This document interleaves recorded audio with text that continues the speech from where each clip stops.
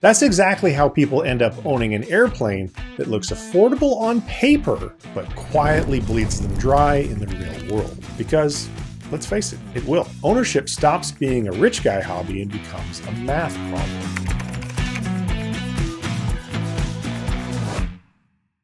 Most new pilots look at airplane ownership completely backwards. They think the big question is, can I afford to buy a plane? So they pull up the listings, they compare a few models, they stare at the price tag, and then they make a yes or no decision in about 3 seconds.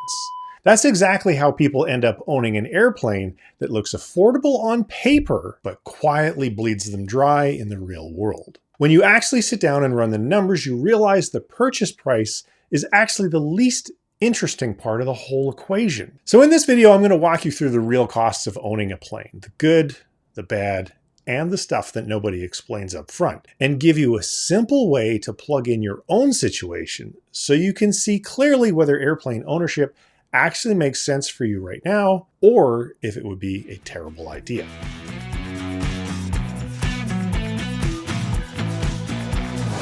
Here's the misconception that keeps people out of ownership. Airplanes are only for rich people. And I get it. You pull up the listings and you see numbers that, well, to be honest, they kind of feel ridiculous, and your brain and your wallet shuts down. But that reaction is based upon one assumption, that ownership is a one-time purchase decision, and it's not. Ownership is an annual burn rate decision. What matters is what the airplane eats every year, whether you fly a lot or a little. Storage, insurance, yearly inspections, maintenance, fuel, and oil. And then reality money for the stuff that wears out or breaks, because let's face it, it will. This is where people go wrong. They shop first and price later. They compare airplanes by sticker price instead of comparing burn rates over a few years side by side. And once you do that, ownership stops being a rich guy hobby and becomes a math problem. Does this annual burn rate fit your income and your flying habits? And here's the open loop, because this is where a lot of people blow up their budget. They buy the safe, certified airplane thinking that they're being responsible. And that choice can end up being the most expensive decision made in your ownership model.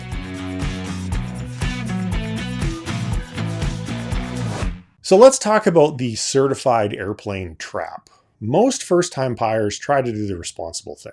They buy a certified airplane because it feels proven, safe, and familiar. Think Cessna 172, Cherokees, something like that. And I'm not saying that those airplanes are bad. I'm saying the ownership model can be expensive because certified ownership comes with very strict rules. The rule book is going to be controlling when it comes to maintenance, inspections, what parts and upgrades make sense, and how much you depend upon a maintenance shop to do the work. So if your goal is affordable ownership, dependence is the enemy. Because once you're in a world where most things become, well, call the shop and schedule it, your costs are going to go up and your downtime is going to go up as well. And downtime matters because you still have to pay all the fixed costs while your airplane is sitting idle. So certified also tends to create its own upgrade pain. It's not just buying equipment, it's install, approvals, paperwork, and labor. Then stack on the reality that many affordable certified planes are older, which means you're inheriting literally decades of wear and tear, previous owner decisions, and maintenance history. So what happens is people buy a cheap certified plane and then they feel like ownership is something of a scam. Well, it's not a scam. It's just the default path with the most friction, and friction can be very expensive. The question becomes, what changes if you're allowed to control maintenance and upgrades instead of having all the work done by an expensive repair shop? Well, that's experimental.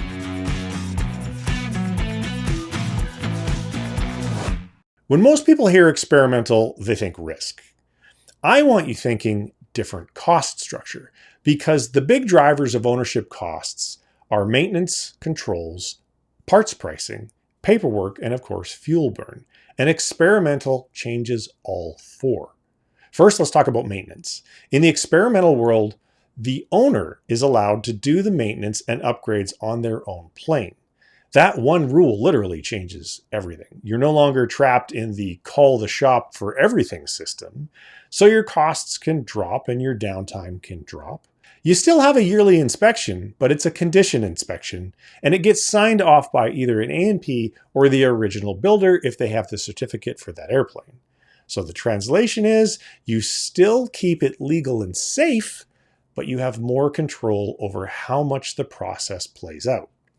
Second, let's talk about the airplane directives. Older certified airplanes can come with decades of mandatory items that stack up over time. In the experimental world, you're typically not inheriting that same long airframe history. There can still be mandatory items on certain certified engines, props, or accessories, but it's a different burden. Third, parts and avionics. In the experimental world, you can often buy equipment that does the job without paying the certified premium. So upgrades usually cost considerably less. Fourth, we have efficiency. A lot of newer experimentals are built using modern designs. More speed, less drag, and almost always less fuel. A common Rotax 912 example is, say, 4 to 5 gallons per hour for cruise, versus many 172s burning closer to 8 to 10 gallons per hour, depending upon settings and the conditions. Then add the paperwork reality. You generally don't need to jump through the same hoops to make changes, and that's a big deal. You document the work, and it gets reviewed at the yearly condition inspection. Now, the rule I'll give you is don't buy an experimental casually.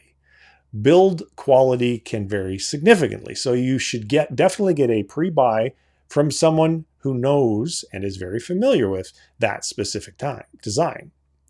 But if you do it right, experimental can make ownership dramatically more affordable. And inside that world, there's one category that's basically a legal cheat code for recurring costs.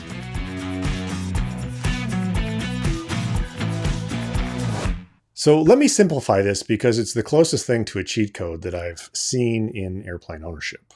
There's a type of airplane where you can legally take a short course. It's about 2 days. And after that, you can sign off your own yearly inspection on the airplane that you own. That's a massive advantage because with most certified airplanes, well, you're stuck paying inspection labor every year, no matter what. A typical annual inspection on a certified is often between $1,000 and $2,000 in labor, and that's before they find anything wrong. Over 10 years, you could be talking $10,000 to $20,000 just to get inspected and signed off. Again, assuming they don't find anything wrong. With this setup, that inspection later can effectively drop to zero. Again, not everything is free. Parts still cost money. You may still have to hire help, but you've removed a predictable yearly bill that crushes a lot of owners. Then you stack the second benefit. Upgrades are usually easier. You're not trapped paying the certified premium every time you want to improve the panel or the airplane. Now, Mosaic is a future rule change that's expected to expand the light sport definition, which could mean more capable airplanes qualify for this same advantage over time. But don't bet your entire plan on that. Choose based upon mission fit today. The trade-off is straightforward. Many of these airplanes are lighter, often two-seat, and may not carry what a four-seater certified airplane can carry. So you don't choose based upon ego. Instead, you choose because it matches the way that you actually fly most of the time. And if it does, this is one of the best ways to keep ownership costs under control. Now, none of this matters if insurance comes back at an insanely unaffordable premium. So let's talk about the cost that surprises everybody.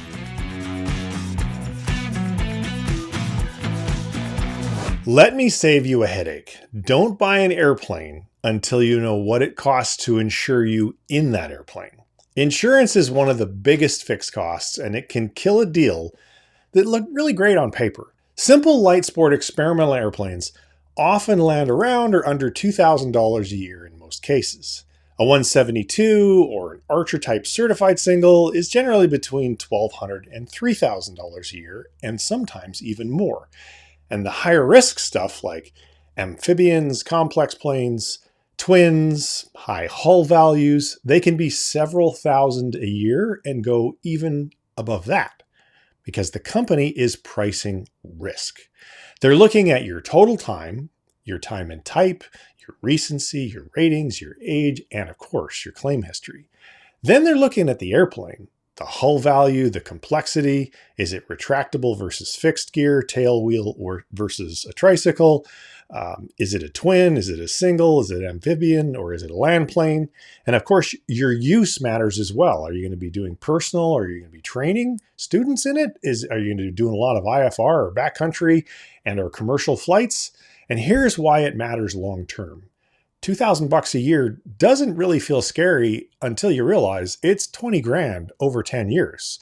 So if you want reasonable premiums, you need to stay current, you need to build time and type, you need to get the right training, and you need to pick a simpler airplane if keeping costs down is the goal. So the bottom line is this: get the insurance quote first and then fall in love with that airplane later. Now here's what's changing in general aviation. The cheap certified airplane path is getting harder to live in. Most affordable certified singles, well, they're old, 40, 50, 60 plus years, and that age compounds costs: corrosion, fatigue, wiring and hoses, long maintenance histories, parts availability. Then you look at new certified airplanes, and the pricing is high six figures in the categories that most people want. So owners are stuck between old airplane with rising upkeep and new airplane that, well, I can't afford. And then maintenance capacity makes it even worse. Mechanics are busy, labor rates are always going up, it seems, and wait times can be exceedingly long. And that creates downtime. And downtime is expensive because your fixed costs, well, they're not going to stop even if your plane is sitting on the ground. And if you're using your plane to generate revenue as maybe a flight instructor, for example, well, you've just been grounded and your revenue comes to a halt. On the other side, experimental and light sport has been where growth and innovation keeps happening. More modern designs, often better efficiency, usually more flexibility and upgrades. And Mosaic is also expected to expand the light sport category over time, which could make that side even more attractive for normal personal flying missions. So the takeaway is this: certified is not disappearing, but the center of gravity for affordable aircraft ownership is definitely shifting in favor of experimental.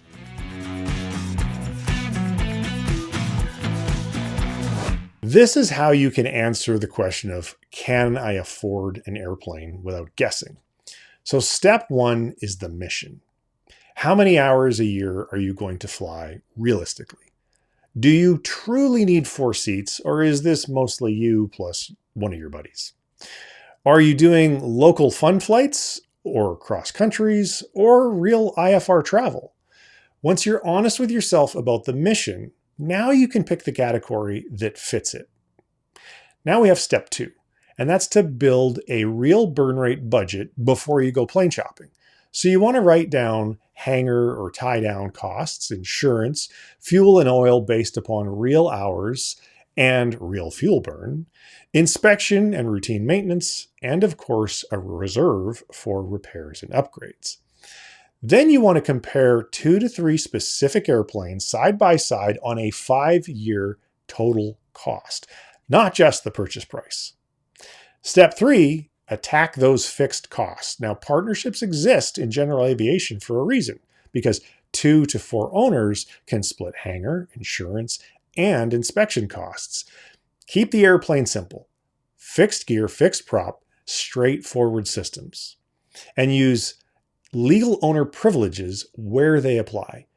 Step 4 is to improve your risk profile. So obviously you need to stay current. You need to build time and type. You need to get the right kind of training. Instrument often is a very good type of training to add to your flying skills. And then fly regularly to stay sharp and catch problems early. And also join owners groups so you learn what the known issues are and the smart way to maintain them for the airplane that you own. So the takeaway is this: don't start with, can I afford this listing? Start with, does this mission, this category, and this burn rate fit my life without turning flying into financial stress?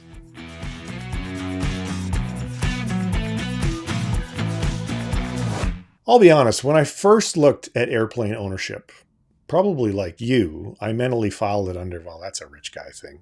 Certified prices, maintenance horror stories, and the way people talk about it makes it sound like you need a massive income to be an airplane owner. And if you only look at the purchase price, that belief actually does make a lot of sense. What's changed for me was realizing that sticker price is not actually the main cost.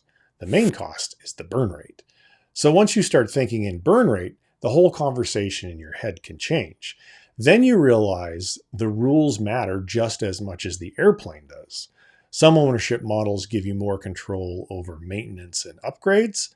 Partnerships can split your fixed costs, and simpler airplanes keep insurance and your upkeep much more predictable. And that's when ownership stops feeling like a club and starts feeling like an engineered decision. What I optimize for now is boring on purpose. Pick the plane and the rule set that fits the mission and the budget. Keep fixed cost and complexity down first. Upgrade later. Use every legal lever available instead of doing the default path and hoping that it works out. If you'll think about it like a business owner, for example, airplane ownership becomes a lot more realistic. So I hope that you've enjoyed this video and you've learned a few new things. If you did, please do me a quick favor and smash the like button. If you have questions or just general feedback, if you'd leave a comment, that would also be wonderful because it really helps the algorithm to show the video to more people. And then my final request is a help me to help you request. One of the things on the channel that I really want to be able to do is airplane training scholarships for people in my audience. And in order to do that, I need to make the channel grow so I can attract the brands to put the money in the pot. Here's the thing about attracting brands. One of the things they look at most closely is the number of subscribers on the channel. It's a vanity metric. It's not generally related to number of views that are going to be generated, but they don't really have any way of knowing how many views the channel gets unless they're talking to me directly. So if you're not already a subscriber, please do click the subscribe button, drive that vanity metric up, and hopefully I can reward you and the other people in the community in the not too terribly distant future by launching some aircraft scholarships. My name's Trent. Thanks very much for watching. I'll see you in the next video soon. Take care.